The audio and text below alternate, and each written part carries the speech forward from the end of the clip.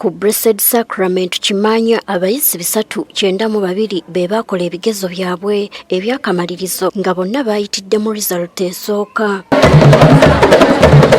Amyuka akulira essomero lino Stephen Yigakiwanuka atubuulidde nti abayizi bonna abakola ebigezo basobola okweyunga ku ddaala eriddako era ne beebaza Katonda abasobozesezza. Bali 392 bonna bayitidde mu result 1. Tetulina result ndala yonna.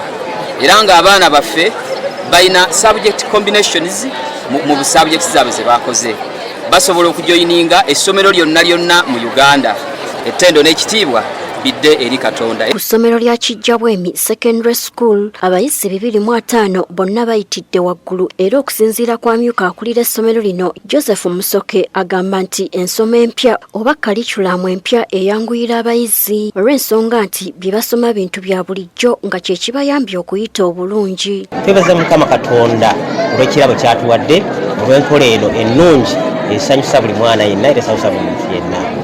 Tusuubira nti tujja kukikuuma era tujja kukyongerayo mu maaso. Kalikulamu empya etuyambye nnyo olw'ensonga nti abaana mu kiseera kino ebintu babisoma ate nga babisoma babikwatako babisoma babaganyako ebirowoozo. Ku St. Jude Secondary School abayizi tubasanze basagambiza olw'okuyitira mu result 1. Judy Lutalo ne Sise Nabatanzi abatwala essomero lino bagamba nti okukolera awamu kye kibasobozesa okukola obulungi kumpi buli mwaka.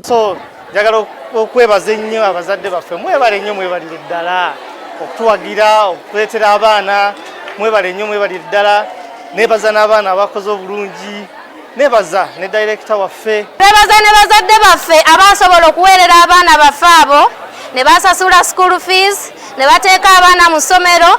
Ku Bexhill High School ekamutuuza mu district y'e Kalungu olw'okuyita kw'abayizi tubasanze beebaza omutonzi olw'ekkula lino lye batuuseeko.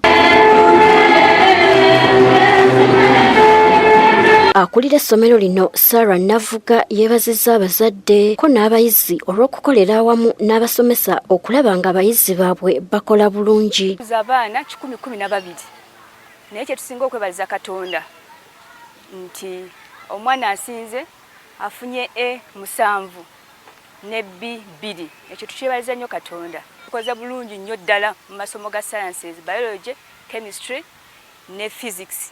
Yo mu district y'e Lwengo ku Hope Integrated Secondary School ekyetume bajaguzza olw'abayizi bonna 64 be baatuuza okuyitira mu result 1. Atwala ebyensoma ku ssomero lino Anthony Nsereko atubuulidde nti omwaka oguwedde ensoma empya yabasumbuwamu nti kyokka ku luno babadde beetegese ekimala ekibasobozesezza okuyitira waggulu. Ensoma eno empya yalina okusoomozebwa ebitabo byali bitono ate nga n'obwasomesa bwali butono naye ffe aba Hope Integrated Secondary School ekyetume Lwengo twatuuza abayizi 64 abayizi baffe bonna bayitidde mu ddaala lisooka oba bafunye result 1 era abayizi abo baddembe okweyongerayo mu matendekero ag'enjawulo oba okugenda ku Siniya 5 ate twebaza Katonda nti abayizi baffe bakoze bulungi sciences.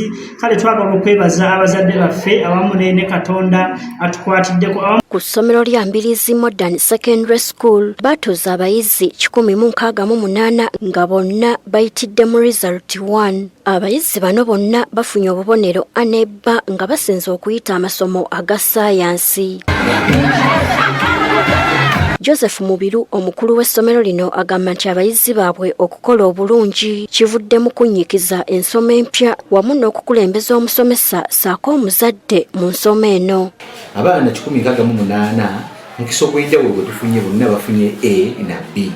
Katonda yeebale ffe twetisse Lwengo district yonna mu bigezo ebya Siniya 4 omwaka 2025.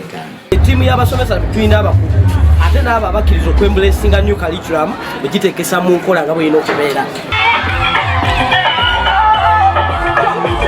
Ate ku ssomero lya Mbirizi High School batuuza abayizi 110 ng'abayizi bano bonna bayitidde mu result esooka. Era ng'abayizi 110 bonna bafunye result 1 basobola okweyongerayo ku ddaala eriddako bonna. Erinnya lyange nze nabo gishukula era nga ndi musanyufu nnyo kubanga nakoze bulungi Siniya eyookuna nga nayitidde mu result 1 era nga nebaza nnyo abasomesa bange kubeera nga bansomesezza bulungi. okusoma bitabo n'okubeera united nga tudisikasingira wamu n'ebintu ebirala okukwatagana. So tweyanza Allah okubanga fenna twayise. Gertrude Mutyaba, NTV Akawungeezi.